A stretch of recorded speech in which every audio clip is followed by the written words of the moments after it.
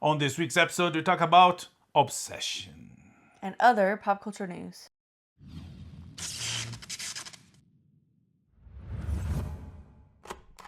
This week we saw a couple movies on streaming.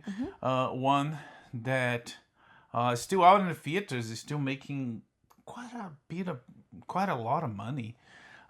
It's constantly beating Supergirl, but again, who doesn't? Well, that's the lowest of all bars. But last time I checked, I think it was last weekend, I checking the numbers, and it made what, 800,000.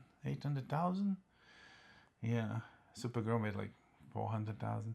Supergirl is like declining. This movie is declining, but this movie cost how much? $500,000, right? Was I can double check. But it was definitely less than $1 million, which is insane. Star Wars in 1977 had a $10 million budget, which at the time was considered a low budget. So to make a film with less than that now, is nothing. So it was 800 something, right? Does it have a spot on? It shouldn't be budget. Keep going. Okay. It's not the last ones. All right, you can keep. Yeah. So 941. 750,000 estimated. So less than $1 million. Yeah, but already its opening weekend was 17,000. 17,000? No. Or sorry, 17 million. In total already. And gross worldwide is 443 million. Yeah, that's not up to date. It's definitely more than that now. Yeah. But it's like less than $1 million, and they made 400, almost 500 times more. It's impressive. So everybody's watching that. Everybody's talking about, and it was. We didn't find a window to go to the theaters to watch, but we finally, it popped on streaming on this very clever, very fun marketing, because the Peacock was streaming via Telemundo or vice versa. They were streaming the World Cup.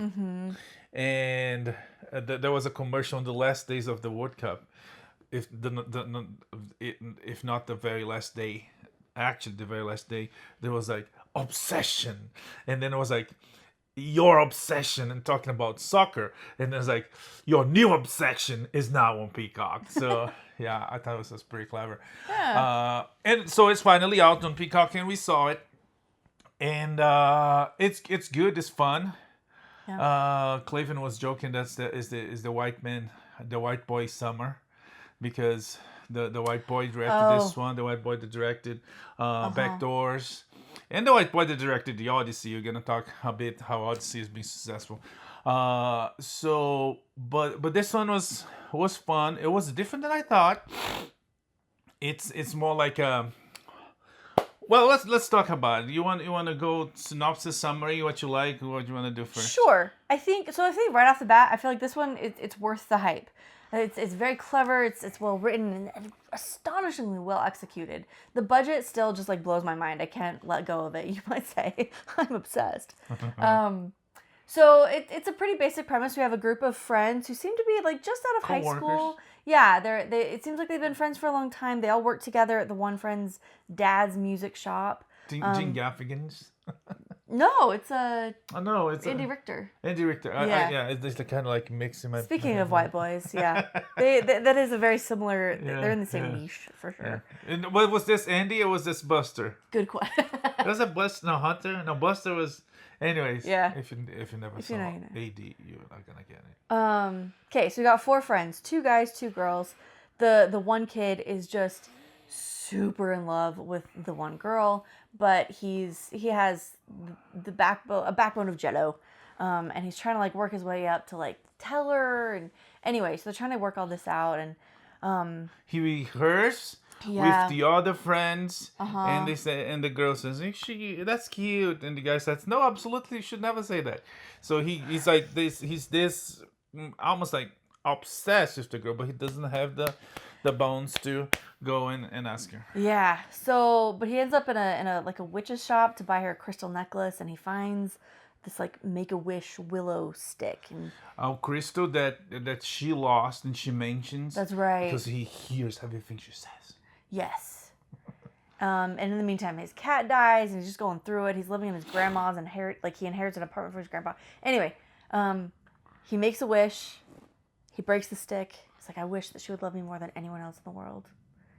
And from then on... But before that, he does have a chance. That's right. She asked him, looking face to face, alone. There's nobody near to look or to laugh if that's his fear. Yeah. And he asked her, she asked him, do you like me?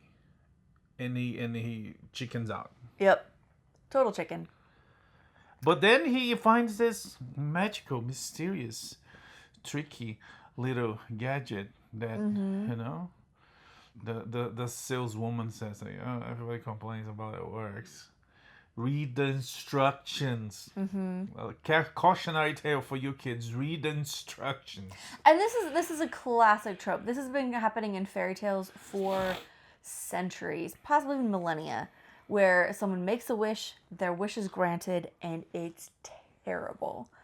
So like this is tale as old as time. And it is terrible. She does love him more than anyone else in the world, and it gets dark fast. Yeah, and there's the namesake of the movie, right? Obsessed.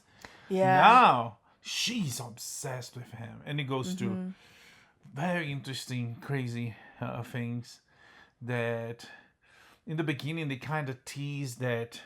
I thought they would play on that, but that's abandoned right away. That maybe she is crazy, right? Yeah, you do. There is like a little window there. And this is where you get into like I thought just the very clever writing. They could have just had this be very basic, but there was some nice nuance there. And like, yeah, there's a window. Maybe she just is. Yeah, but no. Weird girl. As it develops, it gets you get deeper and darker, and it's definitely interesting. It's definitely entertaining.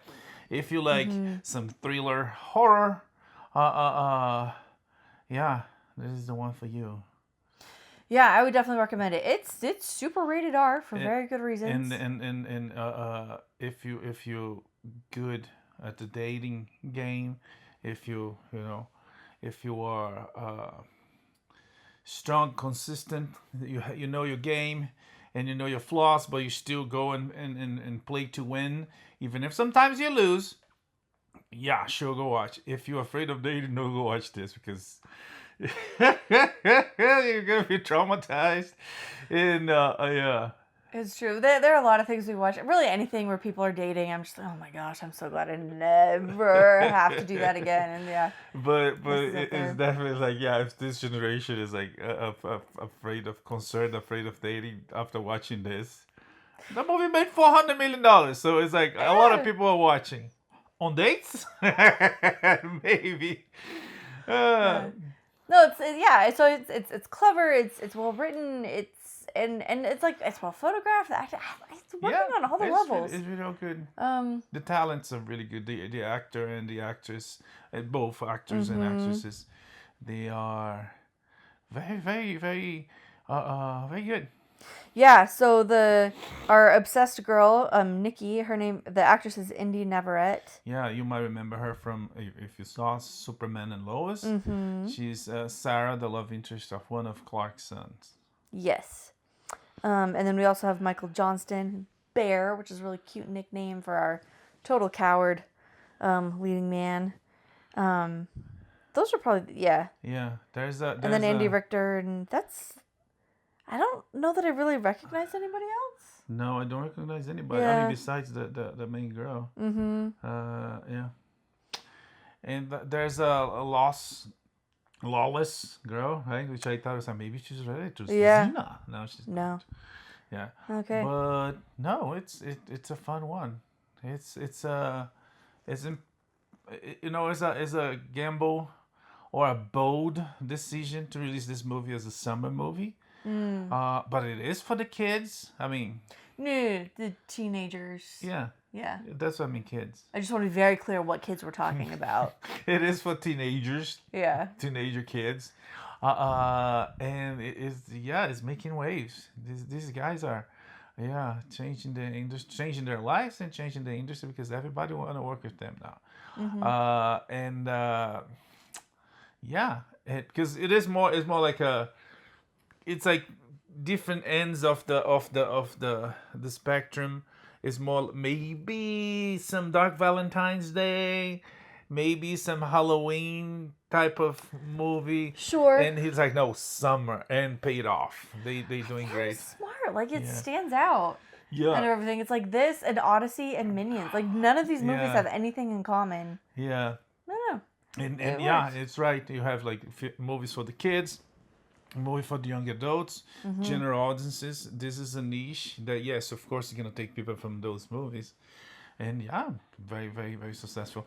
Obsession is still available on theaters everywhere, less because of the summer invasion of the blockbusters, but it's now available on Peacock. Yeah. I'm Yeah. really curious to see what this kid's gonna do next, because this puts him in a position to do pretty much whatever he wants. Yeah. I feel like, he's going to have, next time he makes a movie, which I'm sure he will, he's going to have budget and resources and all the rest. And so, like, will he still be good? Or is he one of those, like, we see so often, so many directors, like, really thrive when they have, like, struggles and stipulations, and, like, that's when they do their best Yeah. work. And then when they do whatever they want, it's like, ugh. Yeah, Someone should have said no to you at some point. So Yeah. I'm really curious to see. But there's not only that. There's also the fact that as an indie, he with limitations or not, he does what he wants. If he goes deal with a big studio, he's got 16 executives behind him. It's like, what That's if we true. also had a clown there? With some stupid idea that had nothing to do. And he loses power. Yeah. So we'll see what route he goes. Yeah, I'm curious. But, We'll watch yeah. his career with great interest. Good job, and very successful. He can definitely move out of his grandma's health department. I'm kidding. It's not him. But anyways, Obsession on theaters everywhere and also on Peacock. Yeah. All right, what's next? Long Walk? Yeah, Yeah. So this is a Stephen King adaptation that... Robert Bachman, is that his name?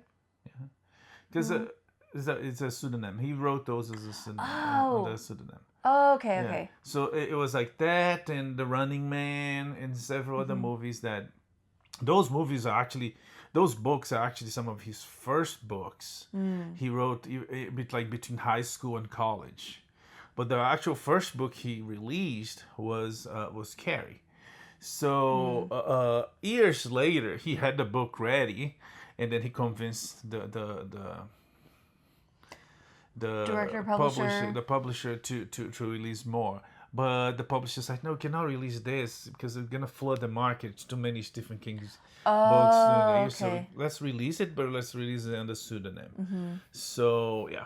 Okay. This one is, I thought, very similar to Running Man. In some ways, we have so this is set in a post-World War... Civil War. Post-Civil War, economically depressed. A second Civil War. Yeah, United States. So it's not clear what year it is. Like, technologically, it's like 1950s, 60s-ish is what it looks like. But anyway, there's like this massive economic depression. And so the military does this thing called the Long Walk, where they get... In the movie, I haven't read the book, but in the movie, they get one young man from each of the 50 states, and they come and they walk until they literally can't anymore, and the last man standing wins untold monetary riches, and he gets one wish that'll be granted no matter what. And at the beginning, they make it sound like, once if you stop walking, you get your ticket or whatever, but what it really means is you're shot, like you're killed. So... Anyway, so it seems very similar to Running Man. Like, we have people who are so economically desperate, they're going to do this, like, walk-run thing, this endurance thing, in order to get, like, even just the glimmer of a hope of economic opportunity for their families. So anyway, so you have these young men. This one's really different. Like, it's very similar, but the vibe is different. Instead of, like, flashy reality TV show, this is just... young men in sneakers walking down a road. In the movie, they change. Apparently, in the book, is more of an entertainment thing. People go to the side of the roads and the crowds watching. They're waiting for someone to die. So there's the similarities with the Running Man. Yeah. Well, in the movie, they took it a very different direction. In fact, they say a few times that like there aren't allowed to be spectators, and every now and then they'll see somebody, but it seems like it's kind of frowned upon until the very end. But yeah, so then you just get the movie is just these boys walking and talking with each other and working stuff out, bonding. And, yeah, it was very interesting. Yeah. And then of course just inherently tragic because by the end no matter what, kind of like Hunger Games, like all but one of these kids is going to die. So as they're bonding and like becoming friends and brothers and supporting each other through this, like only one of them's going to make it, and it's very emotional. Yeah. No, it was interesting. It was definitely an interesting. It was. I wouldn't say it was. It was more. It was a surprise. I was disappointing. It was like more or less what I expected from what the trailer gives us. Yeah. There was no twists because Stephen King like to do some weird twists. It's true. No monsters show up. It starts interesting. And then at the end, the Kraken, some weird stuff. And this one it was. And then again, he wrote when he was very young. That his whole sort of personal protest against the Vietnam War, and oh yeah, that definitely comes through. Yeah, even the gear and the weapons look that way. They did some changes in a kind of soap opera kind of way that some of the walkers have relationships with some of the Mm-hmm. people in charge of the walk, the major, captain, whatever. The major.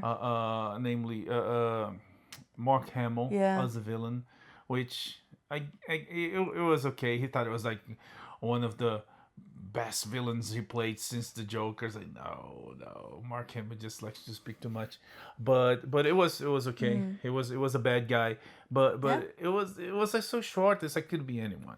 But anyways, it could have been, but he did do very well. He's a great villain. Yeah. And this is the second time we've seen him in a Stephen King, and like he does very well with Stephen King material. Yeah, even though the other one he wasn't a bad guy, right? Yeah. He was actually a good guy. But so they made soap opera connections to some of the characters, and he changed a little bit of the ending, but it was okay.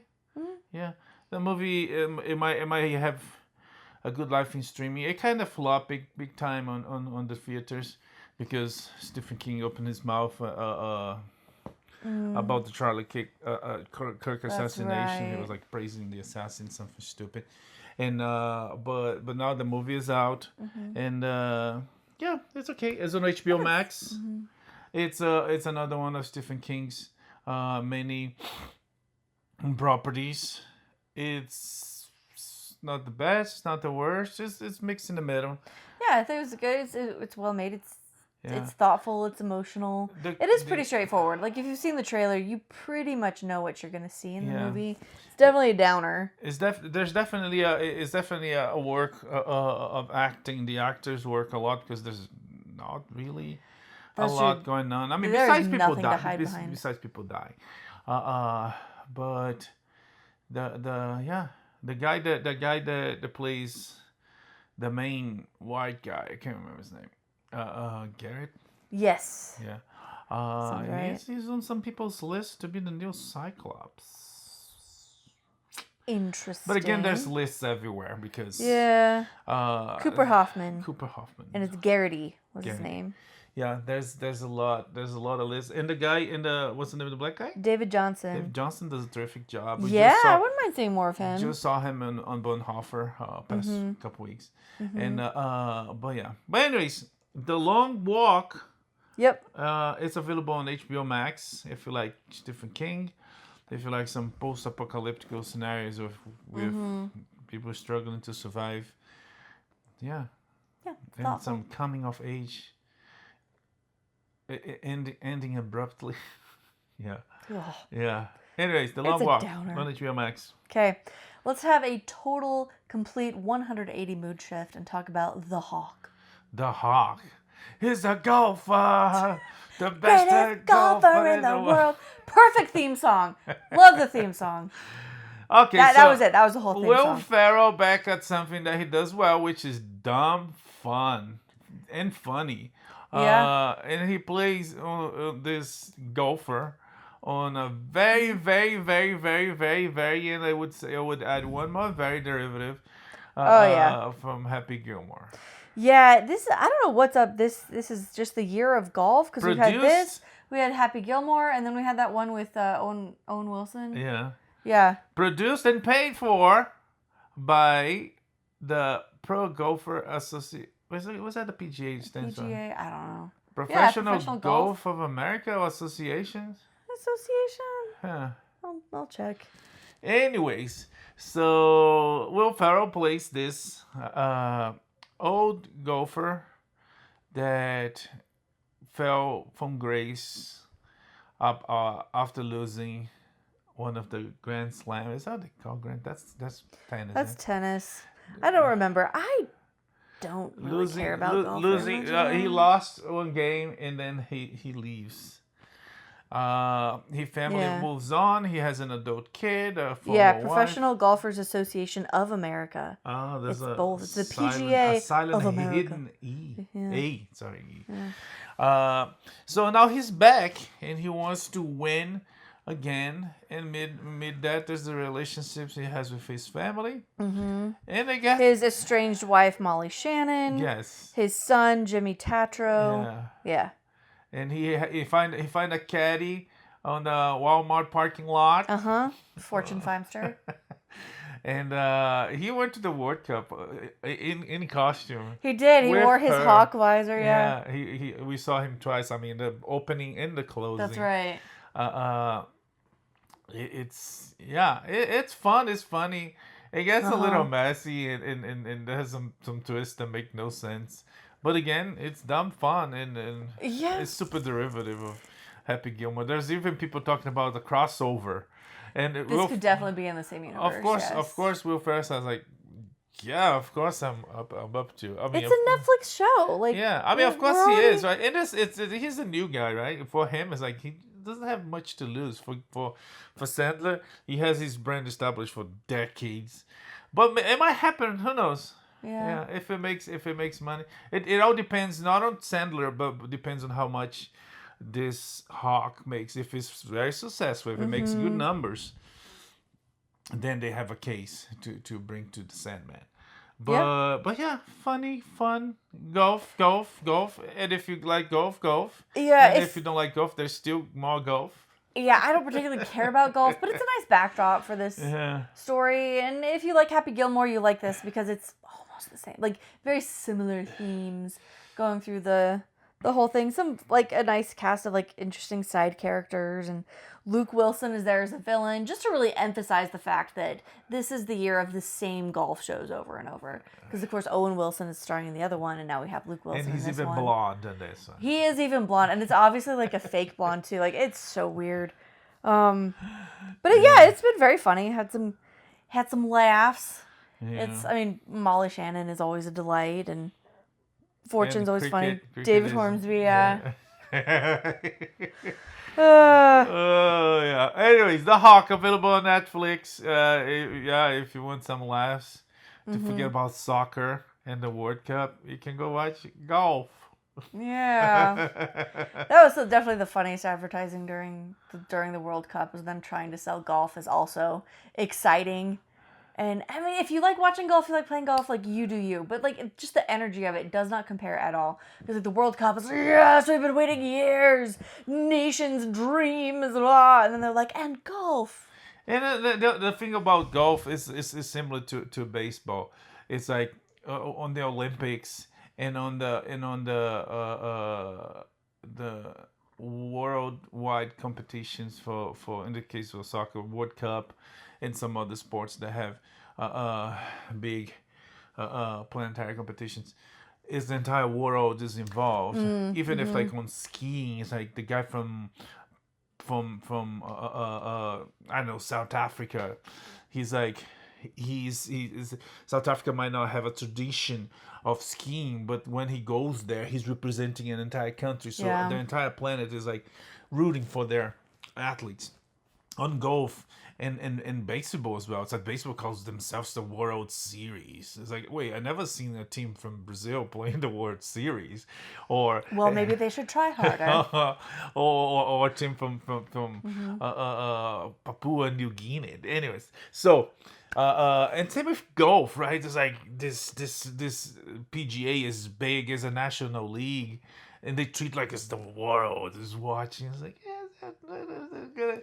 No, people are watching Cape Verde more than they're watching the PGA. Oh so, yeah, well the narrative there is just so great. Yeah. It's been pointed out several times. If you've seen it now, like both teams in the World Cup final, neither one of them could beat Cabo Verde within 90 the minutes. regular time, yeah. Yeah. Yeah. So, Cape Verde gets to flex all over the world for a while. That's a good movie. So, yeah. Yeah. Even though they lost, the national heroes. Mm-hmm.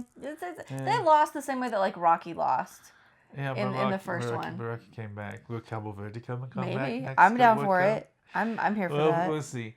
Anyways, so the anything else about the Hawk? Oh, they play golf. No, yeah. They play golf. Yep. Yeah. That's it. No, I think we've moved on to the World Cup now. Yeah. Okay. The World Cup. Since we mentioned the World Cup, it was past week was the final. Jeez, it felt like it was so long ago. The final. Spain played Argentina and won. They dominated. They destroyed them. Like the Argentinians, the only Argentinian who really got to spend any time with the ball was the goalie. Who like it was really just Spain versus the goalie. Like it was nice that Messi and everybody else was there, but it was Spain versus their goalie. It was very intense, very exciting. Yeah, so it was intense game, but Spain dominated. They celebrated in New Jersey. The finals were in New Jersey. Yeah. They call it New York, New Jersey Stadium, Yes. but it's New Jersey. It's because New York can't let New Jersey have a moment. Like the number of productions we've seen that are where someone just sneaks in. It has nothing to do with anything in the plot, but someone will just sneak in like, New Jersey sucks! Yeah. Like, anyway. Like it's in Hamilton. Anyways. No, and there's I can't remember what was it the talk show host that used to make a lot. SNL used to make a lot of jokes. Oh yeah. There. But anyways, the Fred Emerson has a character that was basically just doing that. But they had a halftime show with Madonna singing. Well, I mean, not really. It was pre-recorded. But she was there dancing and shaking her skeleton for 2-3 minutes, and then it cuts to. It was kind of funny because she was driven. Yes. And she couldn't walk either. With Ronaldo and Ronaldo, Ronaldinho. the two Brazilian Ronaldos. Yes. Former world champions, and then cuts to the TBS. Muppets. No, TBS first, right? No. The also, Muppets. TBS is a network. BTS is the band. BTS. Yeah. Then they come out behind and the it's the Muppets. scenes, behind the stage. Which was okay. Is that a very popular song? It plays on the radio. It's like people dance to it. So was Madonna, but it was old, but people danced to it. And then we had some Justin Bieber that came to. Ted Lasso came out and announced Justin Bieber. Yeah, Canadians, right? Is he Canadian? I don't know. Sudeikis is Canadian. Yeah. Anyways, I introduced him. He and Coach were there, and nothing against the Bieber, but I thought it was like a moment of celebration, and this is the end. This is war in the middle of a war, and then he brought the song like very, very kind of like hallelujah, hallelujah. It was hallelujah. It was a really different energy. Yeah. But then Shakira came out, and I think it's PS22. One of the public schools in New York City has this like world famous choir program, and so the kids came out with Shakira and they sang, and it was very fun. Yeah. And then BTS was like in there, so at the end, like they all came together. It was nice. Yeah. I was asking my daughter about it because one thing I actually really liked about this halftime show was that it was clearly quite family oriented, which is my big beef with like the Super Bowl halftime shows, which are probably like that's like the peak halftime show, right?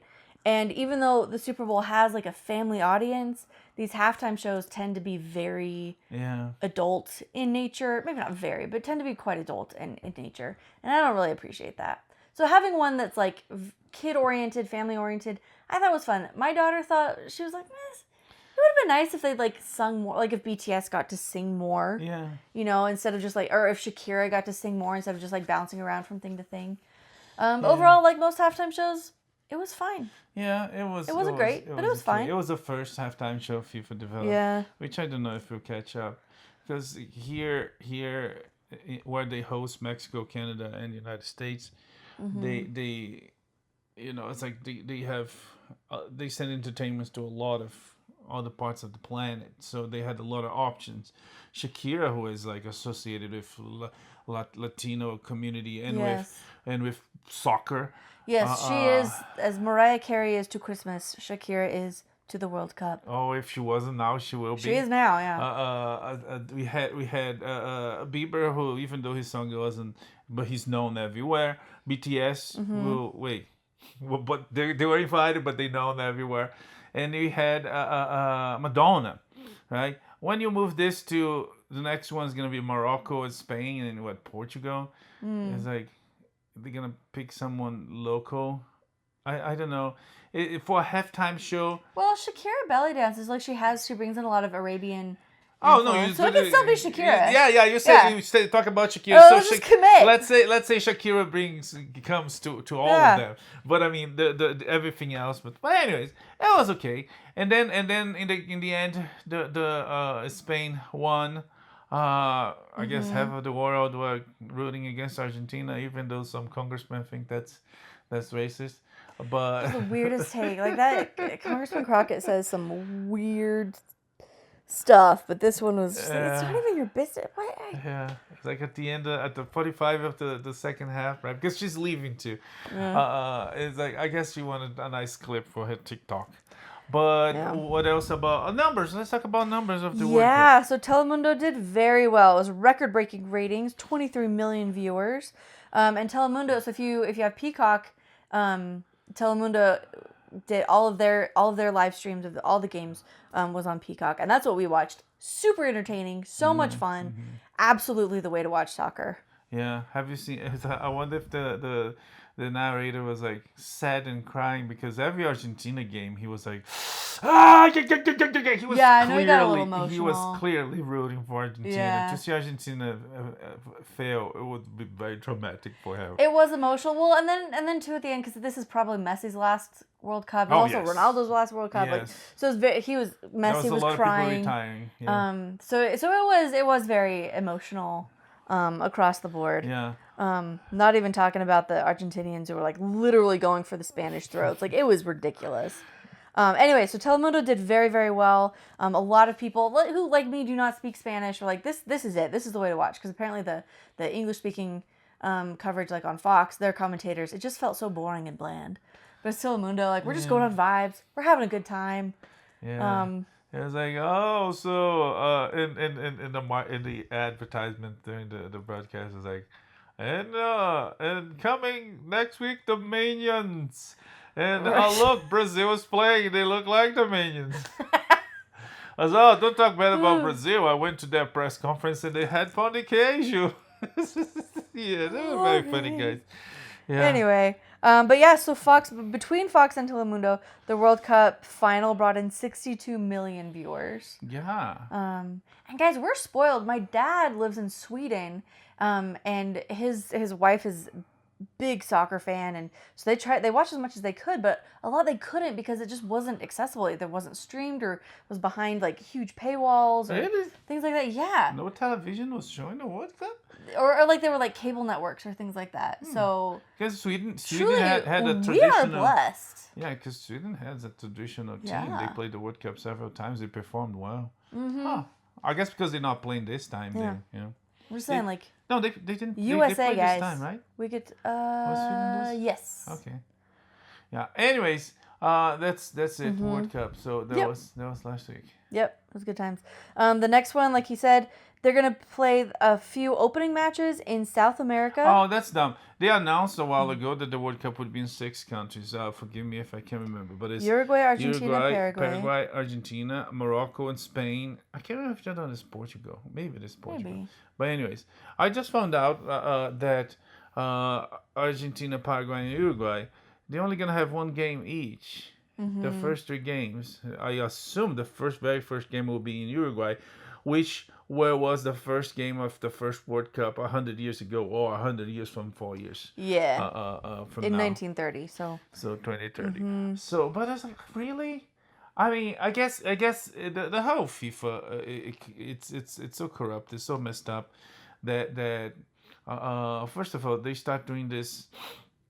These multiple places were hosting. It was because Japan and Korea were fighting to have a World Cup, and at the very end, they decided to join forces to do it together. That was a while ago, and then they decided to do this one in the U.S. and what was the other one they had shared? Well, I mean the next one for sure. yeah. The one in the U.S. This one here in North America was supposed to be in Vancouver. And Vancouver said, "Nope, we're out. You guys want us to make stadiums of gold? No, we're not gonna." Yeah, the logistical requirements Yeah, are and bananas. then they convinced these 2 countries and say, "Hey, you guys can do it. U.S. has a league. Mexico has a couple stadiums. So Well, more than that, U.S. has all these NFL stadiums that they just redid the fields and so they're ready. So." And then the next thing they're gonna do in 6, which is a logistic nightmare because you have to travel to many countries and then across the freaking ocean. yeah. Imagine So- the jet lag. So I guess this quite makes sense that you're only gonna do a couple games there and move everything to Europe because Portugal and Spain is basically one thing, right? Right. And Morocco is across the The Gibraltar. Strait of Gibraltar. So, but yeah, we'll see how the next World Cup will be. And time zones. Imagine this. It's like doing in Argentina and doing in Spain is like completely different time Yeah, zones. that's what I'm saying. The jet lag's gonna be rough. Yeah, but anyways. The Women's World Cup is next year in Brazil, Oh, in Brazil. Yes. Wow. Okay. and I think it's the 10th one. So Okay. yeah, that's happening. All right, let's look at some more box office stuff. So the Odyssey has been Christopher Nolan's best non-Dark Knight opening. So I guess his second best. Well, it still didn't beat the Dark Knight? I guess not. Oh, wow. That's what the text. That's what they're telling well, me. if That's I what the wrote, copy it's says. true, yeah. All right. Yeah. $120 million plus box office launch. It's the 5th R-rated film with $100 million plus opening. Yeah. So their total opening weekend globally was $264 million. It's the 5th, but it's the biggest, right? R? That's a good question. think I don't know. Anyways, it's very successful out there. IMAX is making a lot of money. There's even the question: will IMAX build more 70mm theaters? Most likely not. This is like once in, it doesn't happen very often to justify making, because not everybody shoots. I mean, basically nobody shoots on 70mm anymore. Nolan is one. There might be one or other exception. So, but yeah. Meanwhile, the theaters are packed, and delays. Right, you can only find 7 weeks. Yeah, some of these theaters are sold out for 7 weeks. Yeah. So. And it's kicking Marvel's butt because Spider-Man will not get IMAX screens for the opening. And not gonna get IMAX screens anytime soon, so it might not even get an IMAX screen. It might have a re-release on IMAX. I don't know, on the fall. Oh, there you go. Yeah, they think sometimes they do that. It comes a little bit too late, right? Because maybe if they release on IMAX before Doomsday, but again, Doomsday will not be released on IMAX because Dune Part 3 is taking. It's gonna get them, yeah. Talking about Doomsday. They just released the trailer past Monday of the new Avengers Doomsday. And it's already breaking records, right? Yes. 20 million views in 6 hours on YouTube. And right after they release the trailer, they start selling tickets. Yep. And also breaking records. $16.5 million in advanced ticket sales on the first day. Yeah. And the trailer looks cool. Looks interesting. It looks like they will follow this book called Time Runs Out, which is a Marvel version of Crisis on Infinite Earths. It's like multiple universes are colliding, and some of the supreme beings of the universe uh, basically want to everything to destroy to rebuild from scratch. So it's a Marvel's crisis, which is not even that good of a crisis uh, for Marvel. And then after that, they pick people from the different universe, survivors from different universe, put in a planet to fight each other on the so-called Secret War, which will be the following Avengers movies. So if it's anything like the book, right out of the gate, you're gonna have entire universes dying in front of you, and there's already people saying, "Oh, the Marvel wants to reboot, wants to create new X-Men." Yeah. So right out of the gate, they might kill some, if not all, the X-Men in front of you to show that they serious. But we'll see. We see the X-Men. We see some of the Avengers. I mean, we see Thor. We see Captain America. That's I mean, I guess Ant-Man would be an Avenger too. And we see, the Thunderbolts, and it has a surprise at the end. And we see people say, "Oh, how is that possible?" We see Captain America back, but again, it's like it's possible because we're losing so much money. We need them back. But but this will expand into to destroying everything they have and recreating everything new In a single unified universe. Yes, is what Feige said. Yeah, and he said that the plans for Marvels are like extended. Like I think he said 2042 at least. So it's not going anywhere. They're gonna try to, but they might like reboot a lot. So it will be new Avengers, new X-Men, and there's already like people talk about who's gonna be casting this whole struggle, and it gets harder because at this point, as big as it is, like Sydney Sweeney is being rumored, being desired to be Emma Frost, but will they pay enough? It's not someone brand new that they can offer. It's like you work for lunch. It's like yes. It's Sydney Sweeney. Same as Adam Driver. Feige joked this week. Oh, yeah. He joked this week that's like, oh, yeah, it's almost like a tradition. I call him, and he says no. Multiple times. Like every script. Like, It's like, no. But there's like, it's people like rumoring and also desiring. Some people made some fan art of him as Magneto. So it does look good, but we don't know, it might not happen. A lot of the times that people have some great ideas, great suggestions, and then Marvel goes like completely opposite direction. So it's DC with James Gunn, but that's another piece of crap. But anyways, anything else on the? I skipped to Doomsday. Anything about Doomsday? No, I don't think so. Okay. I think we pretty well covered it. Let's go through some industry news. Paramount Warner Brothers merger is officially cleared by the European Commission. Which is a good sign because in the US, there are some state AGs are suing to stop it, and it's kind of on the hold. But the European Union approving it is a big card that they can bring to the table and say, hey, the Europeans approved. Everything is legal. The states, the United States federal agencies approved. Come on, you guys are just postponing the inevitable. That's kind of what it feels like. The European Broadcasting Union has joined with European Athletics to release some new guidance about how they film, how they shoot women's sports. Like camera angles, zooms, slow motions, all those things that they say are sexualizing these female athletes. And they've released some guidelines. I don't know. I think it's tricky because it is tricky. I see what they're saying, and there's probably some stuff where we're like, do we need to zoom in quite like that? But also, could we not hypersexualize women existing? That would be nice, right? Yeah. Because some of it, like, how are you supposed to show like women at the runner's block, right, or like at the starting block in a race, like based on like some of these guidelines? How are you supposed to show that? Yeah. It's kind of frustrating. It's kind of dumb in the sense that it's because of what they wear, and I'm not saying they wear something wrong. They wear appropriate clothes for what they're doing. Yeah. So it's like I don't know. It's like it feels like in Brazil we see men shirtless like all the time. Yeah. It's very normal. Here it's like.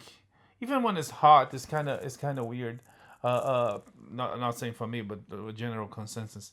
And it would get a point that we're gonna get swimmers on screen, and then they will not show him shirtless. They will like closing their faces. It feels like it's part of That's part been of the brought up, sport. It's part of the sport. If you are there in the arena, you're gonna see what you're gonna see. That's reality. And then on TV, they're gonna kind of wash it in a way that like closing the eyes. I don't know. Yeah, it is a tricky one because there is also that double standard, right? That like nobody, for example, in the Summer Olympics, there was that Swedish pole vaulter who his bulge right snagged on the thing, and so like we had slow motion zoomed up, like let's look at his man parts, like, and nobody was upset about it. I don't know. It's And then also, like it's sports. They're athletes. We're looking at their bodies, doing things with their bodies. And that's the thing about their bodies. They are like almost superhuman, and their bodies look good. It's like it doesn't matter the angle. It's still gonna catch the eye, even if it's from the distance. Right. It feels like Which is where my reaction comes from. Like, could we not just like hypersexualize women existing and doing things? Like, maybe can we just let women do things? Yeah. And not make it a thing. And make it a fetish or something. There was this funny thing in college that in Brazil there was these girls that would wear like super tiny shorts to go, I don't know, to go to movies or to go to a party. But then they would practice sports, right? Which some sports, in the professional level, they use short shorts, right? But then they would like use like shorts like super long shorts. Yeah. Which I don't know. I thought it was ironic. I mean, if you're just sitting at a movie, it's a lot easier to stay covered. But if you're like, I don't know. Yeah. You need to wear clothing appropriate for the activity. But anyways, moving on. Yeah. Watch out, European film sports broadcasters. Okay. A lawsuit against Meta for social media addiction got dropped. Sketchy. Yeah, this Florida teenager withdrew his lawsuit just a few days before the jury trial. He got paid. He got blackmailed. He got tortured. It's definitely sketchy. Disney's had to lay off a whole bunch of people, including from Pixar. Yeah, Pixar's losing a lot of talent. Yeah, and it's not because of AI. That's what they claim. Microsoft is considering canceling Marvel's Blade and shutting down Arcane. They shut down the studio, yeah. Okay, and Marvel Comics and it's like Marvel is not helping because the Blade movie, what the heck? It's like, we're going to make a new Blade. I mean, Ryan Reynolds made a new Blade movie. Yeah, Deadpool versus Wolverine was the there it is. There's your Blade movie. Moving on. And Marvel is still, anyways. Six different directors, 10 different writers, and the movie never seen the light of day. Yeah. Yeah. Not unlike a vampire. Okay. Marvel Comics is leaving New York. Yes, Marvel Spider-Man is leaving the Big Apple. It's not narratively. Not narratively. Yes. Yeah. That was my first thought. I was like, what the heck? Like, they're all in New York City. Yeah, no, it's the offices. They're moving offices. Yes, and they were originally from New York. And they're leaving. You know, the new mayor is destroying the city, and Marvel's just one more that is leaving. So, and they're moving to Burbank. Yeah. Which is where Disney has offices in the animations, the Pixar, Disney animation, they're all there. So they're gonna get closer to Disney, and Marvel is failing. Marvel Comics is failing. DC it keeps up. It's remaining on the top. Image Comics is doing really great, but Marvel was like, there was the big two. There was always the big two, Marvel and DC, but Marvel lost the spot. Now it's DC and Image and some other indie companies. So it's finished. So they move in there, and there's the concern, or maybe for some hope, that they will get together with Disney and they will get closer to the movies, and what's gonna be published will be stories related to the movie universe and moving away. So this is a whole mess. But they are leaving New York City for good after decades there. And yeah. Yeah. All right, let's talk. George Lucas and Taylor Sheridan Yeah. had some thoughts. Oh yeah. They spoke out about things. And it's very interesting the what they represent and where they are in their careers. And Lucas started as an independent. He was a film student, one of the first directors that came out of film school. They actually went to film school. The generation of 60s, the American New Wave, with Lucas, Spielberg, Coppola, Scorsese, De Palma. And he was finding the studios there. Until then was producers cinema. It was like they had a director, but the director was just an employee who made the decisions, was a producer. And then comes this new generation of directors like, no, it's my movie. I wanted to make things my way. We're going to fight to take our place back. We are the author. We are the master. And but then he became part of the system. And some of the things he says, it's, well, what'd he say? All right, so he says that Hollywood takes the wrong message from focus groups, and that they let the audience actually make the movie. And then he says that, contrarily, the audience doesn't know what they want, and that executives should find someone who knows how to make movies, that has a story to tell, and is passionate about it. Yeah. I don't know that he's wrong. I mean, we definitely have... Well, okay, and then on the other flip side, we have Taylor Sheridan talking about. Well, that's all relative, If you Yeah. go, it's like when he talks about focus groups, you're talking about they pick people in LA, so LA, La La Land lifestyle, woke mentality. They might see it's like, oh, like they're talking about Argentina.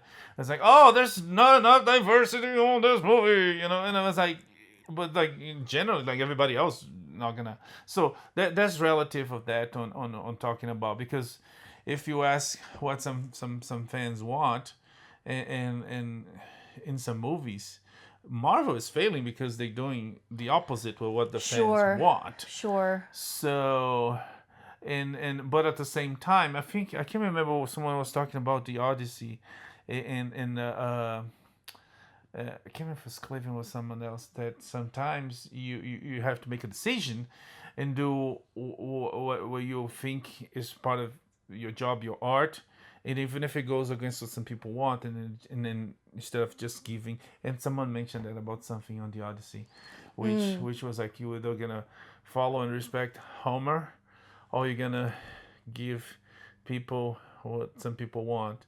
Therefore, some of the things in the Odyssey that are controversial, like even the use of language, the American English instead of a more like traditional old English, which again, maybe you want to remain classic or you want to make it popular and give it to the fans. But anyways, back into, let's go see what Sheridan says. Yeah, you're right. The Lucas thing is messy, but I don't think he's totally wrong. At least about like trusting storytellers, trusting people who know how to craft this, let them do their thing. So Sheridan says, well, what do you know about developing story? You know nothing.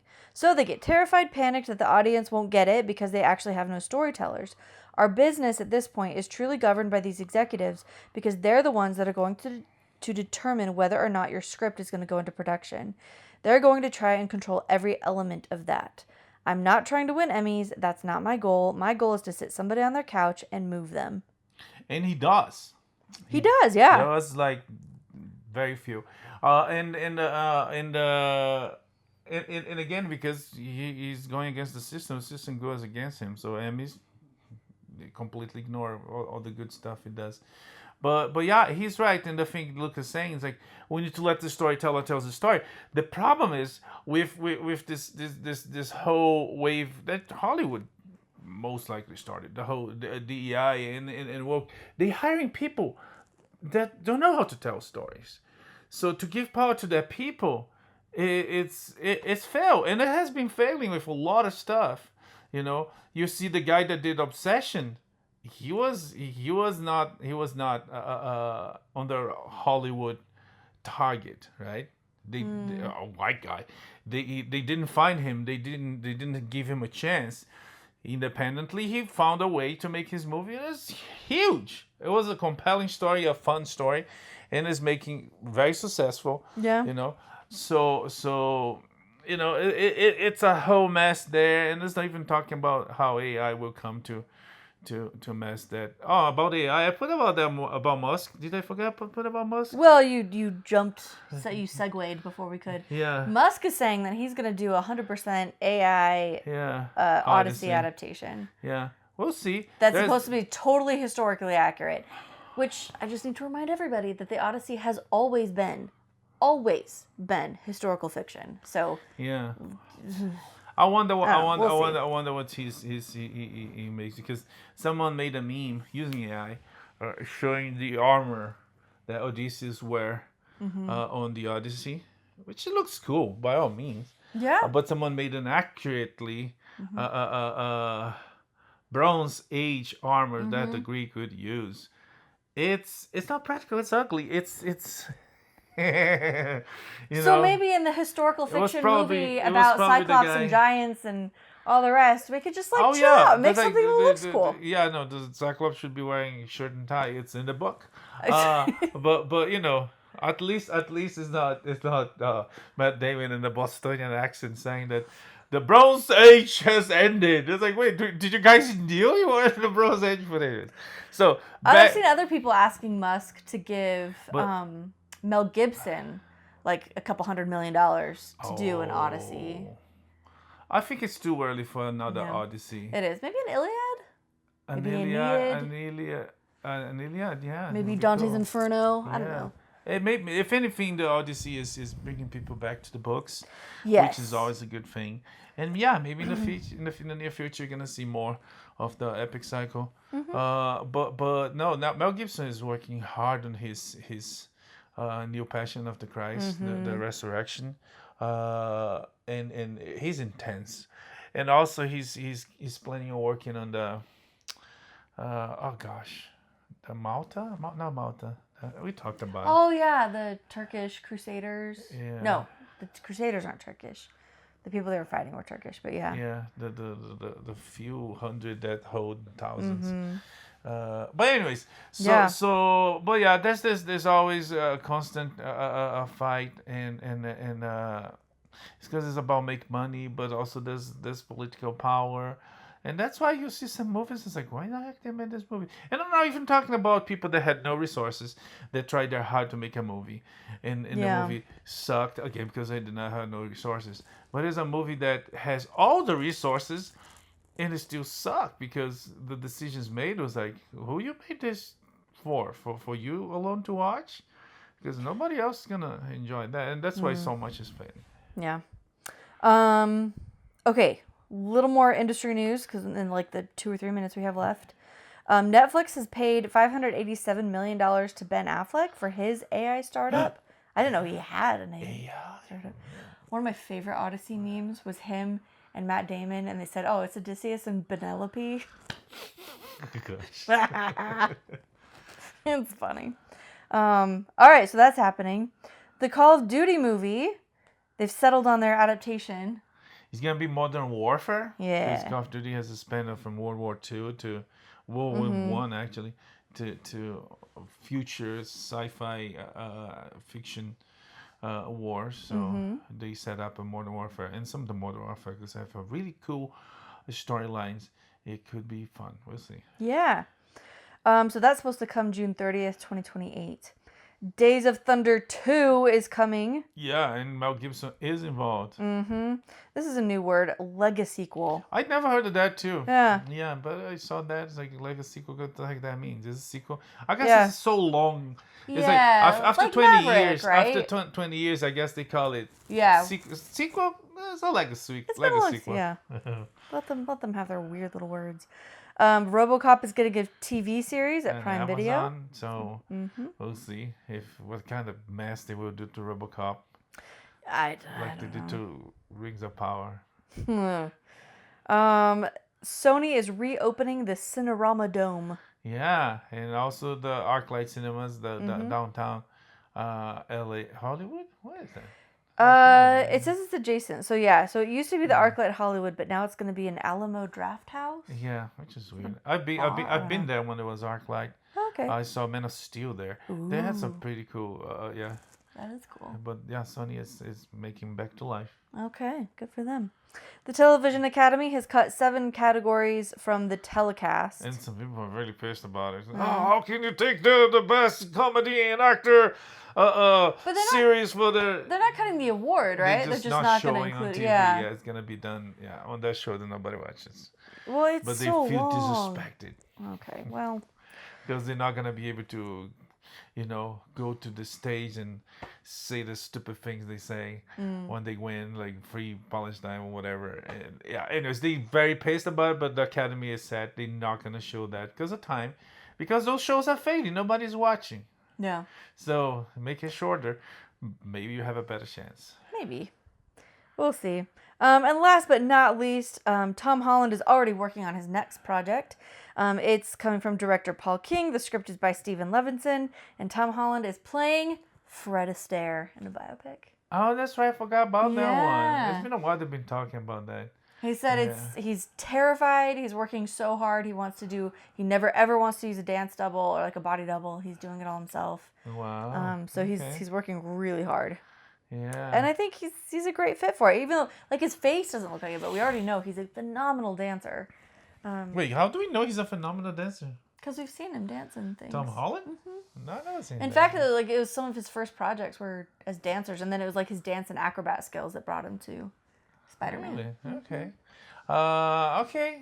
Anything else? That's it? We didn't skip anything? You got everything? Oh, I think so. I don't know. We're out of time either way. Yeah. I think we got it all. Anyways, yeah. So yeah, that's it. That's it for this week. You come back next week with more pop culture and entertainment. We're gonna watch Spider-Man, Brand New Day, and you're gonna talk all about it.